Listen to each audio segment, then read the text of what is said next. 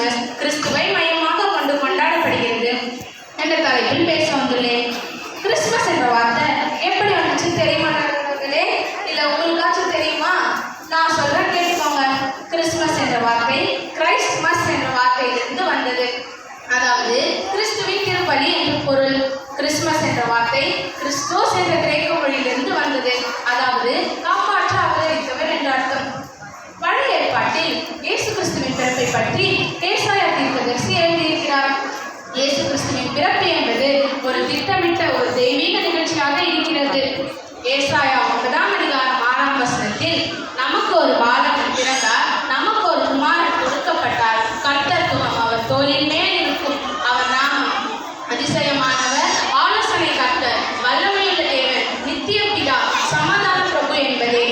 இதை விட best evidence வேற என்ன இருக்கிறது நண்பர்களே? இயேசு கிறிஸ்து வரலாற்று சிறப்பு மிக்கவர். கிறிஸ்து பிறப்பதற்கு முன்பு, கிறிஸ்து பிறப்பதற்கு பின்பு என்று வரலாற்றை இரண்டாக பிரித்தவர் நம் இயேசு கிறிஸ்து. எனக்கு முன்பு பேசிய சகோதரி கிறிஸ்துமஸ் குளிர் பற்றி சொன்னாங்க. அந்த உண்மையான ரகசியத்தை நான் சொல்றேன், கேட்டுக்கோமா. காதுள்ளவன் கேட்க கடவன். இயேசு கிறிஸ்துவின் பிறப்பை ஒரு குடில் காட்சி வெளிப்படுத்துகிறது. இயேசு கிறிஸ்து சீஷர்களுக்கு போதிக்கும் போது ஊமைகளாக தான் பேசினார். ஏனென்றால் ஊமைகள் தான் ஜனங்களுக்கு எளிதில் புரியும் என்று. அதே போலதான் இயேசு கிறிஸ்துவின் பிறப்பை ஒரு குடில் காட்சி வெளிப்படுத்துகிறது. அம்மா ஜெனி, நீ சொன்ன கிறிஸ்துமஸ் மரத்தின் ரகசியத்தை நான் சொல்றேன், கேட்டுக்கோ.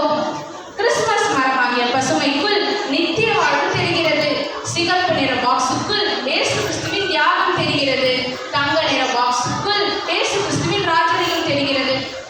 ஏன் கிறிஸ்துமஸ் மரத்துக்கு பக்கத்தில் வைக்கப்படும் கிஃப்ட்டுக்குள் கூட கிறிஸ்து நமக்காக வந்த பரிசு என்பதை வெளிப்படுத்துகிறது. எதையும் மேலோட்டமா பார்க்குற உங்களுக்கு கிறிஸ்துமஸ் பாரம்பரியமாக தாங்க இருக்கும். கிறிஸ்து தான் என்று இருக்கிற எங்களுக்கு கிறிஸ்துமஸ் கிறிஸ்துவ தாங்க வெளிப்படுத்துது. எனக்கு ஒரு பாட்டு ஞாபகம் வருது, நான் பாடுறேன், கேளுங்க. கூடுண்டு பறவைகளுக்கு, குழியுண்டு நரிகளுக்கு, கூடுண்டு பறவைகளுக்கு, குழியுண்டு நரிகளுக்கு, என் நேசரேசுக்கோ தலை சாய்க்க இடமும் இல்லை, என் நேசரேசுக்கோ தலை சாய்க்க இடமும் இல்லை. ஆமாங்க, நம்ம இயேசு கிறிஸ்து பிறக்கும் போது சத்திரத்தை தேடி இடமே கிடைக்காம மாட்டுத் தொழுவத்தில் முன்னணியில் தான் பிறந்தார். இயேசு கிறிஸ்து பரத்திற்கு எடுத்துக்கொள்ளப்படும் போது அவர் கூறியதாவது, ஆகையால் நீங்கள் புறப்பட்டு போய் சகல ஜாதிகளையும் சீஷராக்கி பிதா குமாரன் பரிசுத்த ஆவியின் நாமத்தினாலே அவர்களுக்கு ஞானஸ்தானம் கொடுத்து நான் கட்டளையிட்ட யாவையும் அவர்கள் கைக்கொள்ளும்படி அவர்களுக்கு போதியுங்கள் என்று இயேசு கிறிஸ்து கூறியிருக்கிறார். இந்த வசன ஆதாரத்தின்படிதான் நாம் கிறிஸ்துமஸ் காலங்களில் கேரல்ஸ்க்கு போறோம், சுவிசேஷத்தை சொல்றோம். சரிதான் நடுவர்களே? நம்ம கிறிஸ்துமஸ் டைம்ல எதுக்கு கிஃப்ட் கொடுத்து உதவி செய்யணும் தெரியுமா? மத்திய 25:40 இந்த சிறியரில் ஒருவருக்கு எதை செய்கிறீர்களோ அதை எனக்கே செய்கிறீர்கள் என்று இயேசு கிறிஸ்து கூறியிருக்கிறார். இதுக்காக தாங்க நம்ம கிறிஸ்துமஸ் டைம்ல கிஃப்ட் கொடுத்து உதவி செய்யணும்.